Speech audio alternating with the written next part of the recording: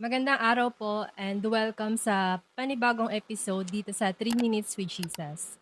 Ang scripture po na aking ibabahagi sa oras na ito ay manggagaling sa Luke chapter 8 verse 2. Ang Luke chapter 8 verses 1 to 3 ay pumapatungkol po sa mga babaeng naglilingkod kay Jesus. At sa verse 2, ilan sa mga babaeng pinagaling niya sa masasamang espiritu at sa kanilang karamdaman ay si Maria na tinatawag na Magdalena. Mula sa kanya ay 7 demonyo ang pinalayas. Tanong lamang po, ikaw ba hanggang sa ngayon ay may pag-aalinlangan? Ikaw ba hanggang sa ngayon ay may pagdududa? Ikaw ba hanggang sa ngayon ay may kalungkutan sa puso? Pakinggan mo ito. Si Maria Magdalena ay kilalang tanyag sa matinding pananampalataya, pagmamahal, dedikasyon at pagsunod kay Jesus. Matapos siya nitong palayain sa 7 demonyo.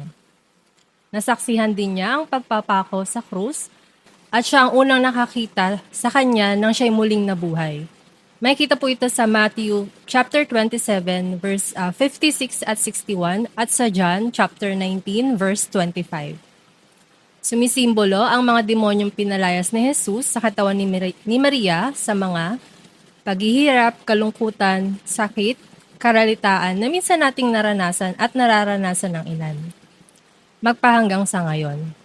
Ang pagtatagpo sa pagitan ni Maria Magdalena at ni Jesus ay matatawag na encounter between misery and mercy. Tayo bilang tao may mga oras na nahihirapan tayong lumapit sa Panginoon. Sa mga kadahilanang hindi tayo naging tapat, hindi ako sapat, at may mga oras na hindi ako naging mabuti. Subalit ito po ay kaisipang panlalamang lamang. At gaya ni Maria Magdalena, ang mga kaisipang ito ay kayang alisin ng Panginoon sa atin. Matuto lamang tayong lumapit sa Kanya na may kababaang loob at ipagkakaloob niya sa atin ang kagalingan, pagpapatawad na ating hinihiling sa Kanya. Sabi nga po sa 1 Peter chapter 5 verse 7, "Cast all your anxiety on Him because He cares for you."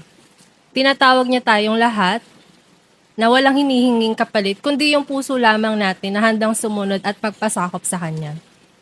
Ang buhay ni Maria Magdalena ay isang dakilang halimbawa ng isang taong lubos na nabago ang buhay dahil sa pagsunod kay Kristo. Kaya kapatid, huwag ka na mag-alinlangan pa, huwag ka nang magduda at alisin na ang lungkot sa iyong puso, lumapit ka sa Kanya. Sapagkat ang ating Panginoon ay tapat, ang ating Panginoon ay sapat, at ang ating Panginoon ay mabuti. Ayun lamang po at dito na nagtatapos ang ating episode ngayon dito sa 3 Minutes with Jesus.